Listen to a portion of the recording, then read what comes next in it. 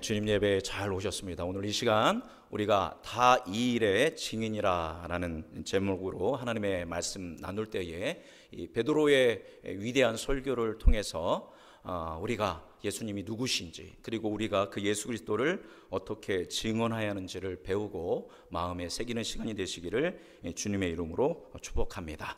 우리 좌우 앞뒤 사람에게 잘 오셨습니다, 사랑하고 축복합니다. 우리 평화의 인사하겠습니다. 인사할까요? 잘 오셨습니다. 사랑하고 축복합니다. 오늘 우리는 지난 시간까지 오순절 성령 강림의 역사가 어떻게 이루어졌는가에 대한 말씀을 나누었습니다. 그런데 우리가 2주간 나누었던 오순절 성령 강림의 역사를 크게 6가지 사건으로 정리를 할 수가 있을 것 같습니다. 첫 번째는 오순절 날에, 두 번째는 호련히, 세 번째는 하늘로부터, 네 번째는 급하고 강한 바람 같은 소리가, 다섯 번째는 불의 혀처럼 갈라지는 것이, 여섯 번째는 성령이 충만하여서 각 나라의 방언을 하게 되는 일이 일어났다라는 거죠. 기억하시죠? 자, 그래서 이거 하나씩을 잠깐 보면 어느 날이었어요? 오순절입니다. 이스라엘 백성들이 그 율법을 받은 의미 있는 날이고, 또 이스라엘 백성들이 추수했던 첫 추수를 하나님께 올려드리는 굉장히 이 유의미한 오순절에 누가 성령께서 어떻게 오셨어요? 호련히, 갑작스럽게, 예비하지 않은 그런 상황에서 갑자기 오셨습니다. 우리 입장에서는 호련히 오신 거지만 하나님의 입장에서는 하나님의 때에, 하나님의 카이로스에 오신 거죠. 어디로부터 오셨습니까?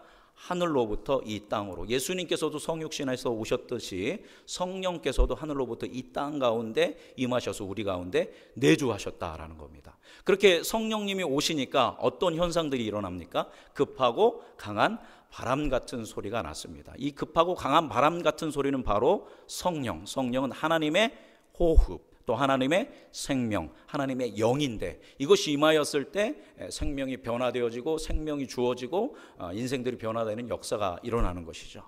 그 다음에 다섯 번째는 각 사람의 머리 위에 불의 혀처럼 갈라지는 것들이 임합니다. 하나님이 뭐처럼 임하셨냐면 성령이 불같이 임하셨습니다. 심령을 뜨겁게 해서 하나님을 향한 충성된 마음, 그리고 안에 있는 헛된 마음과 죄를 태우는 불로, 빛으로 임하신 것입니다. 그렇게 성령 충만해지니까 사람들이 뭐를 하기 시작해요? 방언을 하기 시작합니다. 근데 여기서 이 방언은 우리가 교회에서 통상적으로 하는 그런 방언이 아니라 각 나라의, 각 민족의 방언, 다른 언어를 이야기했다라는 것입니다. 한번 지도 띄워주시겠습니까? 지난 시간에 제가 이제 지도를 못 넣었었는데, 저게 이제 당시에 이제 사람들이, 전 세계에 흩어져 있던 사람들이 오순절을 지키기 위해서 가운데로 모여 있죠. 저 좀 잘 안 보이실 텐데 저기가 어디겠어요? 이스라엘의 예루살렘인 것입니다. 저기 로마는 빠졌는데, 그래서 당대의 세계관에서 전 세계라고 생각하는 흩어져 있는 그 디아스포라 사람들이 다 왔고, 유대인만 온 것이 아니라 유대교로 개종한 사람, 또 아직 개종은 못했지만 성경을 읽고 여호와를 경외하는 이방인들이 다 어디로 왔어요? 오순절에 예루살렘으로 모여들었다라는 것입니다. 그런데 바로 그 오순절날 갑자기 한 장소에서 시끌벅적한 소리가 막 나기 시작하고, 이게 무슨 소리야 하면서 사람들이 그곳으로 모여들기 시작합니다. 소수가 모여든 게 아니라 큰 무리가 이 오순절 성령 강림의 역사가 일어난 곳으로 모여들기 시작했다라는 것입니다. 그리고 큰 소동이 일어났다라고 2장 6절을 보면 소동이 일어났다라고 이야기합니다. 왜 소동이 일어났냐면, 가만히 뭔가 이야기를 이들이 하고 있는데, 이 갈릴리 사람들이 이야기를 하는데 그 이야기가 자꾸 자기 귀에 뭐예요?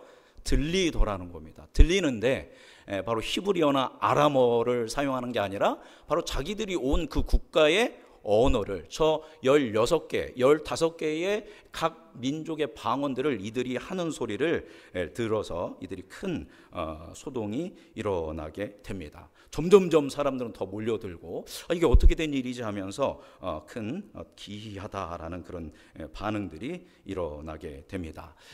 그런데 이 지금 다락방에 모여있는, 이제 지도는 빼주셔도 되겠습니다. 이 다락방에 모여있는 사람들이 누구인지 그렇게 큰 무리들이 이제 모여들었다고 했죠. 이 다락방에 있는 120명의 정체성을 알고 있는 사람들이 꽤 있었던 것 같습니다. 왜냐하면 저 사람들은 어디 사람이 아니냐라고 이야기하냐면 갈릴리 사람이 아니냐라고 이렇게 이야기를 합니다. 당시에 이스라엘 사람들은 이 히브리어를 쓰는 게 아니라 아람어를 사용했다고 합니다. 그런데 아람어를 써도 예루살렘에서 쓰는 아람어하고 갈릴리에서 쓰는 아람어하고 좀 뭐가 있었을까요? 차이가 있었다라는 겁니다. 우리는 어디 방언을 씁니까? 충청도 방언을 쓰죠. 충남 충북 사람들은 우리는 사투리 안 쓴다라는 프라이드를 가지고 있는데 씁니다.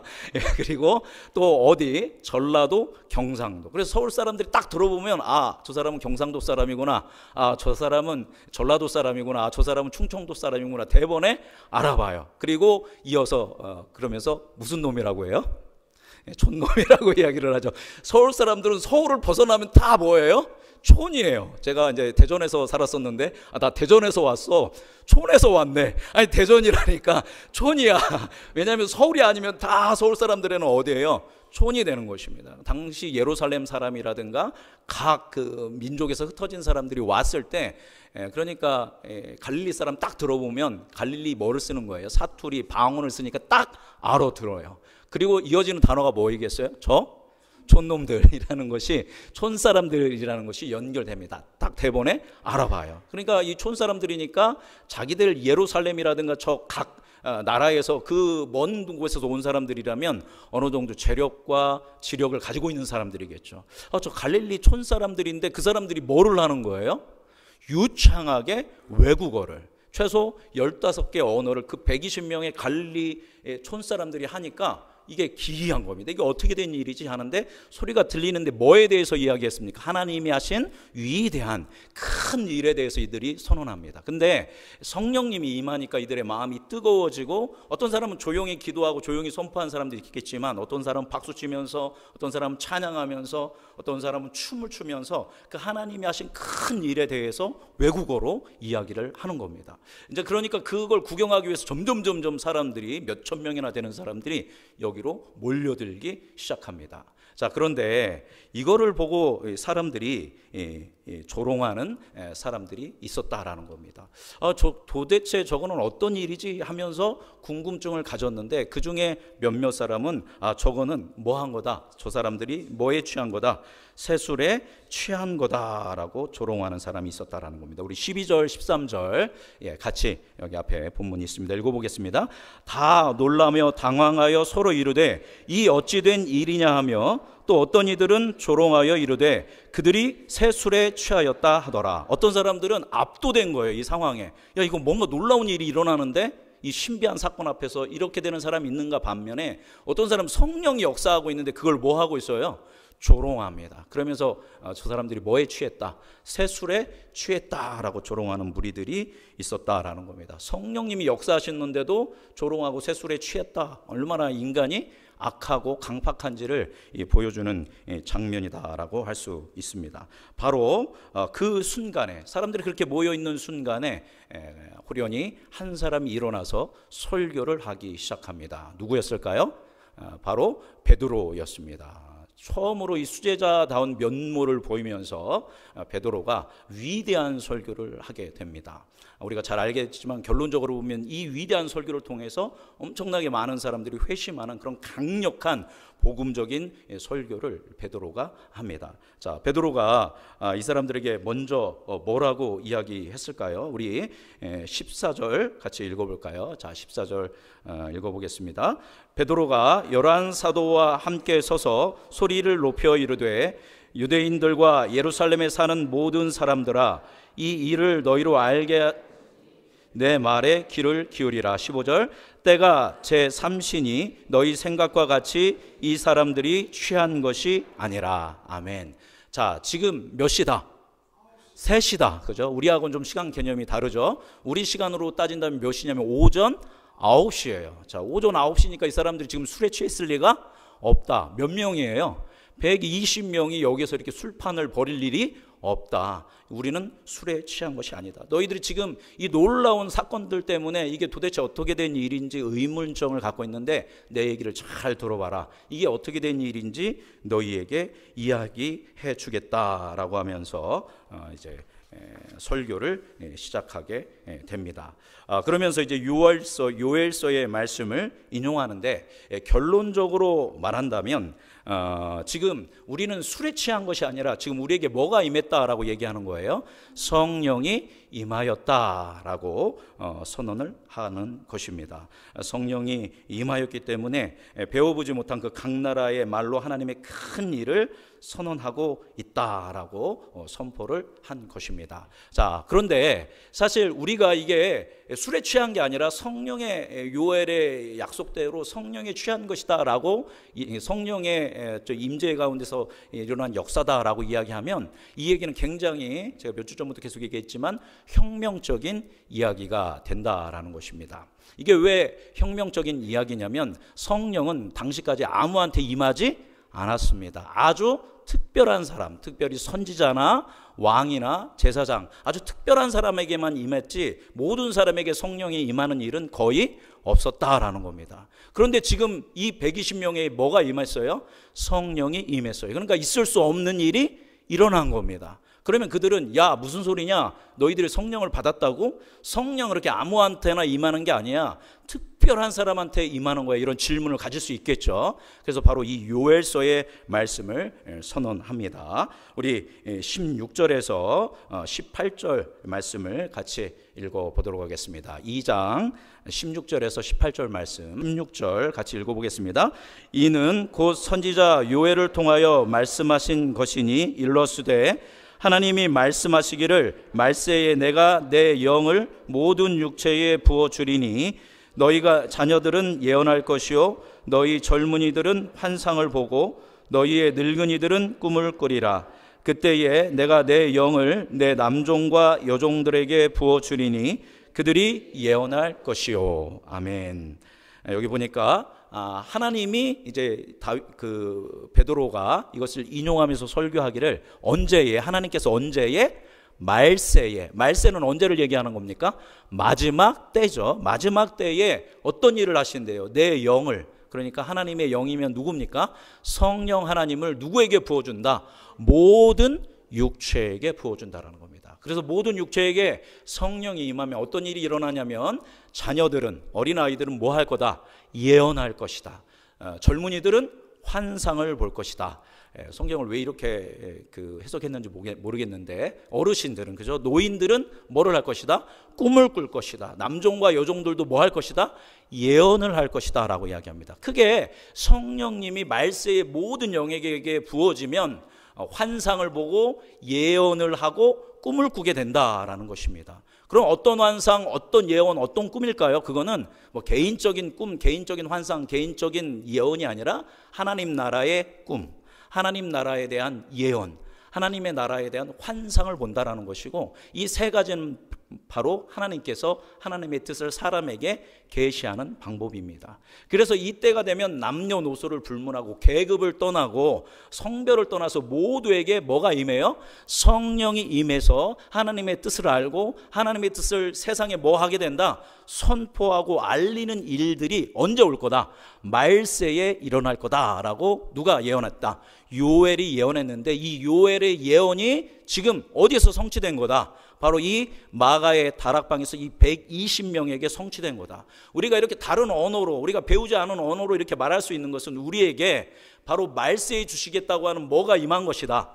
성령님이 임하셔서 우리가 각 나라 각 족속의 방언과 언어로 하나님의 큰 일에 대해서 예언적으로 말을 하고 있는 것이다 라고 베드로가 강력하게 이야기를 하고 있습니다. 즉 여러분, 말세는 언제가 말세입니까? 언제가 말세예요? 지금이 말세입니다. 그러면 예수님 때 이 제자들이 초대교회 때는 그때를 뭐라고 얘기했을까요? 말세라고 했습니다. 그럼 언제가 말세일까요? 우리는 말세가 왔어, 마지막 때가 가까이 오고 있어 라고 하는데, 말세는 언제부터 언제를 말세라고 하냐면 예수님께서 뭐 하시고? 승천하시고, 이제 예수님 뭐예요? 재림하시는 그 때를, 그 사이를 뭐라고 하는 겁니까? 마지막 때 말세라고 합니다. 성경에 보면 마지막 때 이런 일이 일어날 거다라고 했는데 그거 언제부터 일어났어요? 예수님 때도 있었고 제자들 때도 있었고 1000년 전에도 있었고 지금도 있고 이후에도 있을 것입니다. 그러니까 성경에서 마지막 때 말세는 주님이 오시는 그때까지를 우리는 언제를 살아가는 거예요? 마지막 때를 살아가는 것입니다. 이 마지막 때에 하나님께서 뭘 부어주셨다? 성령을 부어주셨다. 오순절 성령 강림의 역사를 통해서 이 역사를 이루신 거다라고 사람들에게, 우리는 술 취한 게 아니라 바로 그 성령이 임하는 요엘의 예언의 성취를 맛보아 경험하는 것이다 라고 이야기합니다. 자, 그러면 여기에서 또 한 가지 연결되는 게 있습니다. 이스라엘 사람들은 어떤 생각을 했냐면 이 말세에 성령이 부어지는 때는 누가 오셔야 돼요? 메시아가 와야 합니다. 그리스도가 와야 합니다. 우리를 죄와 죽음과 학대와 핍박과 이 모든 것으로부터 우리를 해방시키실 메시아, 이제 신약에서는 메시아를 뭐라고 합니까? 그리스도가 와야, 기름 부음 받은 자가 와야 성령이 주어지는 거예요. 그러니까 지금 베드로가 설교하는 것처럼 성령이 주어졌다, 우리가 성령을 받았다라는 것은 뭘로 연결하는 거예요? 누가 오셨다라는 거예요? 메시아가 오셨다, 마지막 때의 메시아가 오셨다라는 것으로 연결되어집니다. 그러면 이 설교를 듣고 있는 사람들은 질문을 해야죠. 그래? 너희들이 성령을 받은 거야? 그래서 이런 놀라운 역사를 하는 거야? 그러면 그 다음 무슨 질문이 나와야 돼요? 그럼 메시아가 오셔야 하잖아. 그 메시아가 누구인데? 라고 이제 질문을 던질 것입니다. 자연스럽게 흘러가는 거죠, 이들의 세계관에서. 그래서 이때 바로 이 베드로가 그 메시아가 누구인지에 대해서 이제 설명을 시작하게 됩니다. 자, 우리 22절 말씀 같이 읽어보겠습니다. 22절 말씀 읽어볼까요? 이스라엘 사람들아, 이 말을 들으라. 권능과 기사와 표적을 너희 가운데서 베푸사 너희 앞에서 그를 증언하셨느니라. 이제 자연스럽게 메시아가, 그리스도가 누구인지 얘기하는데, 야, 너희들 내 말 잘 들어봐라. 너희도 잘 알고 있지 않느냐 하면서 말씀 보니까 누구께서? 하나님께서 이 예수님에 대해서 마지막에 보니까 그를 뭐 하셨대요? 증언하셨대요. 쉽게 얘기하면 하나님께서 예수님이 메시아라는 것을 증언하셨다라는 겁니다. 왜냐하면 하나님께서 예수님에게 뭐를 주셨어요? 큰 권능과 기적과 표적을 주셨다라는 것입니다. 예수님이 오셔서 공생의 기간 동안 사역하시면서 그 소경을 보게 하시고 귀머거리를 듣게 하시고 앉은뱅이를 일으키시고 문둥병자를 고치시고 귀신을 쫓아내고 심지어 뭐마저도 했습니까? 죽은 사람을 살리시는 이런 놀라운 큰 일들을 행했다라는 겁니다. 그 너희들도 다 뭐 하는 바 아니냐? 아는 바가 아니냐라고 이야기합니다. 이미 예수님에 대한 소식은 예루살렘만이 아니라 전 유다와 전 디아스포라에게 이 예수님의 이야기들은 퍼져나가고 있었다라는 겁니다. 특별히 죽은 나사로를 살린 이 사건부터 이것이 더 강력하게 확장되어졌습니다. 너희가 아는 바가 아니냐. 예수님이 이런 놀라운 일들을 한 것은 예수님이 바로 누구다? 메시아이시고 그리스도다. 이건 누가 확정하신 것이다? 하나님께서 확정하신 거다. 이 놀라운 기적은 하나님이 주시지 않으면 할 수 없는 것이다 라고 이야기를 합니다. 그런데 그 메시아이신 이 예수를 너희가 어떻게 했다? 죽였다라고 이야기합니다. 23절 읽어보겠습니다. 그가 하나님께서 정하신 뜻과 미리 아신 대로 내준 바 되었거늘 너희가 법 없는 자들의 손에 빌려 못 박아 죽였으나, 그 메시아를, 그 예수 그리스도를 너희가 법 없는 자의 손을 빌려서 너희 유대인들이 뭐 했다? 못 박아서 죽였다라고 이야기합니다. 그런데 그 앞에 보니까 노란 글씨를 보니까 이것은 이들이 죽였다고, 그죠? 로마 사람들과 손을 잡고 죽였다고 생각하지만 알고 보니까 그것이 누가 정하신 뜻이래요? 하나님이 정하신 뜻이고 미리 아신 대로, 예정하신 대로 이루어진 하나님의 계획이었다라고 또 선언을 하게 됩니다. 즉 하나님의 계획 가운데, 하나님의 경륜 가운데 너희들이 메시아이시고 구세주 되시는 그 예수님을 뭐 했다? 죽였다라고 이야기합니다. 그런데 예수님이 이렇게 죽음에서 끝난다면 이제 구원은, 완전한 구원 이루어지지 않겠죠. 그 죽으신 예수님을 하나님이 어떻게 하셨을까요? 우리 24절 말씀 읽어보겠습니다. 하나님께서 그를 사망의 고통에서 풀어 살리셨으니 이는 그가 사망에 매여 있을 수 없었음이라. 아멘. 그 죽으셨던 예수를 누가 살리셨다? 하나님이 다시 살리셨다라고 이야기합니다. 그런데 이 예수님이, 이 죽으신 예수님을 하나님이 다시 부활하시는 이 사건은 역시 누구의 계획 가운데 이루어진 것일까요? 하나님의 계획 가운데 이루어진 사건이다라는 것입니다. 그러면서 다윗의 시편 16편 8절에서 11절 말씀을 인용합니다.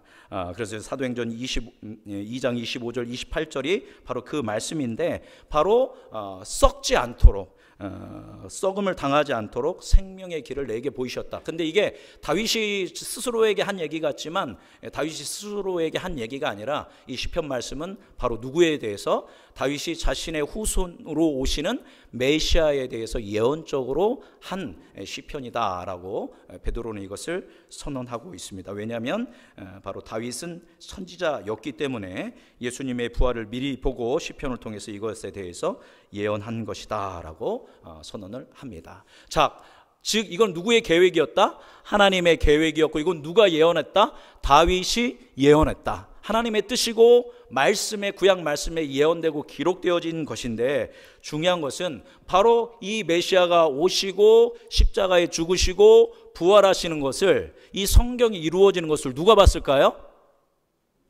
바로 120명의 제자들이 봤다라는 겁니다. 오늘 설교 제목이죠. 우리 32절 말씀 같이 읽어보겠습니다. 시작. 이 예수를 하나님이 살리신지라 우리가 다 이 일의 증인이로다. 아멘. 이 예수를 누가 살리셨어요?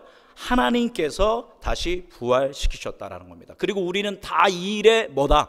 증인이다. 몇 명이 증인이에요?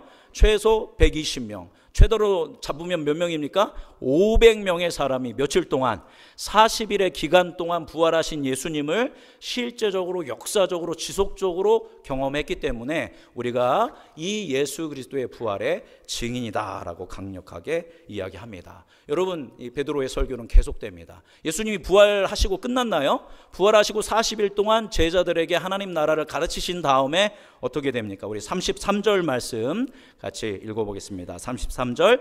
하나님이 오른손으로 예수를 높이심에 그가 약속하신 성령을 아버지께 받아서 너희가 보고 듣는 이것을 부어주셨느니라. 아멘. 33절 보니까 하나님이 오른손으로 예수님을 어떻게 하셨대요?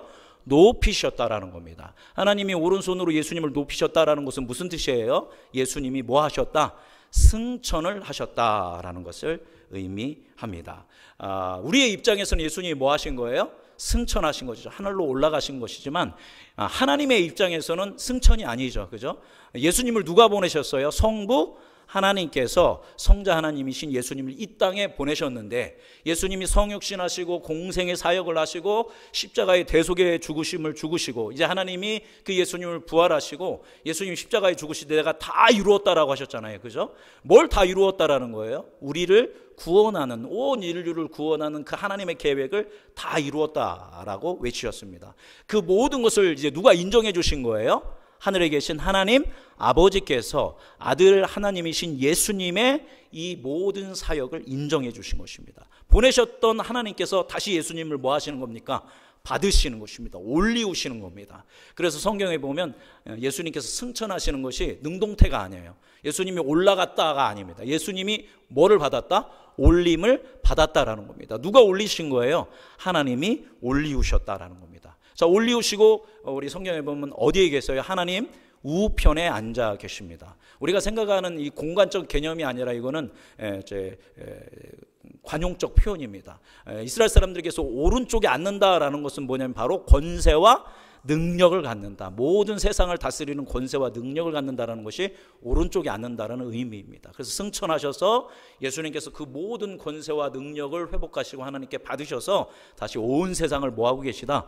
통치하고 다스리는 분이시다라는 겁니다. 이 예수님이 우리의 메시아다라는 겁니다. 근데 여기 중요한 말씀 있죠. 우리 33절 다시 보면 자, 우리 33절 다시 한번 읽어볼까요? 하나님이 오른손으로 예수를 높이심에 그가 약속하신 성령을 아버지께 받아서 너희가 보고 듣는 이것을 부어주셨느니라. 아멘.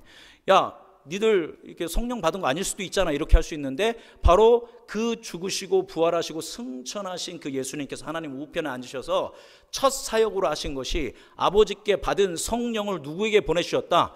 우리에게, 이 120명의 다락방에 모여 기도하고 말씀을 나누었던 제자들에게 보내주신 것이다. 그래서 너희가 보고 듣는 이것을 부어주셨다. 이들이 보고 듣고 있는 게 뭐예요? 이 갈릴리의 사람들이 유창한 언어로 최소 15개국의 언어, 전 세계 언어로 하나님의 큰 일에 대해서 선언하는 것을 너희들이 보고 있는 거다. 이거는 누가 부어주신 것이다? 메시아이신 예수께서 하나님 아버지께 받은 그 아버지의 영이ша 예수님의 영이신 성령을 우리에게 부어주었기 때문에 우리에게 이 놀라운 일이 일어난 것이다 라고 이야기합니다. 자, 이제 정리를 하면 이런 겁니다. 이제 이 모든 설교를 한 다음에 베드로가 얘기합니다. 보십시오. 여기 120명의 갈릴리 사람들이 세계 각국의 언어로 하나님의 위대한 큰 일을 말하는 걸 좀 한번 들어보십시오.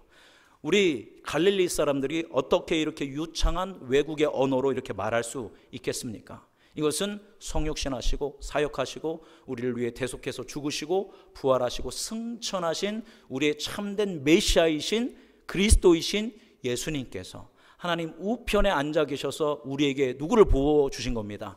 성령의 충만함을, 성령 하나님을 우리에게 부어주신 것입니다. 그래서 이 놀라운 역사가 우리에게 일어난 겁니다. 우리는 술 취한 것이 아니라 요엘서에 예언된 것처럼 말세에 부어지는 성령의 충만함을 받은 것입니다 라고 선언을 합니다. 그러면서 우리 36절 말씀 읽어보겠습니다. 36절.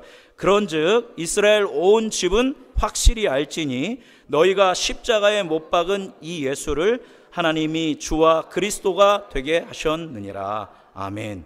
그런즉 얘들아, 이제 그 사람들에게죠. 여러분 잘 들어보십시오. 여러분 확실히 아십시오. 여러분이 십자가에 못 박은 이 예수님이야말로 바로 누구입니다? 하나님이 보내신 그리스도시요 메시아요 우리의 구원자입니다. 그런데 그 구원자를 여러분이 뭐 한 거예요? 죽였습니다. 그 다음 단어는 안 나왔지만 제가 만약에 이 베드로라는 마음이라면 이런 말을 덧붙이고 싶었을 거예요. 어쩔래, 이렇게, 그죠? 어쩔래.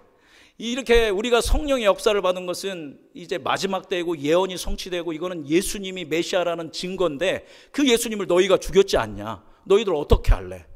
메시아가 오셨는데, 너희의 구원자가 오셨는데 너희 어떻게 할래? 라고 하는 겁니다. 영적 도전을 그들에게 주는 것입니다.